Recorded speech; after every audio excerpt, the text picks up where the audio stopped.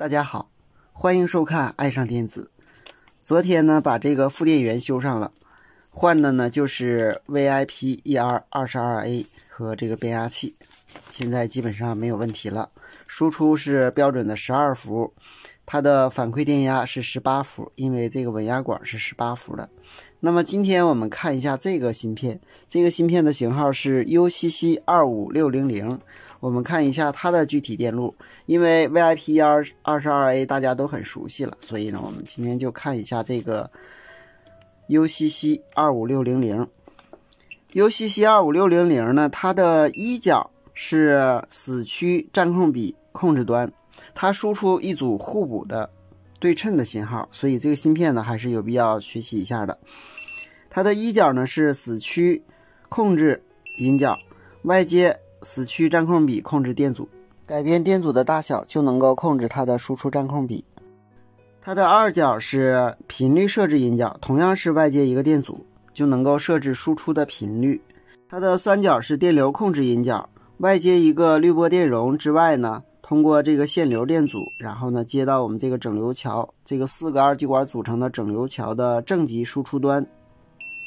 这个位置还有一个很小的阻值很小的分压电阻，保证它的输出信号稳定。这端是接地，然后呢两个交流输入端是接在我们这个位置，也就是我们说的输出功率管这个电感次极，实际上它是一个变压器，这个输出电流取样变压器，然后次极输出以后接交流输入端，经4个二极管整流以后，经电阻限流，然后呢接到三角，对输出电流大小进行控制。它的四角是软启动引角，外接一个大阻值的泄放电阻和一个软启动电容，同时呢它还在这个位置接了一个三极管，这个三极管的发射极是接地的，极电极是接我们这个引角的。当我们的单片机控制它的机极为高电位的时候，这个三极管导通，使四角电压变低，从而呢使芯片停止工作进行保护。它的五角是输出引角，接这个输出的电阻。它的六角是接地引角，七角是供电引角，共15伏。八角是输出端的第二个引角，通过五角和八角输出一个互补信号，然后通过这两个电阻，这端一个电阻，这端一个电阻，加到我们这个对管的基极，一个是这个对管，一个呢是这两个三极管组成的对管。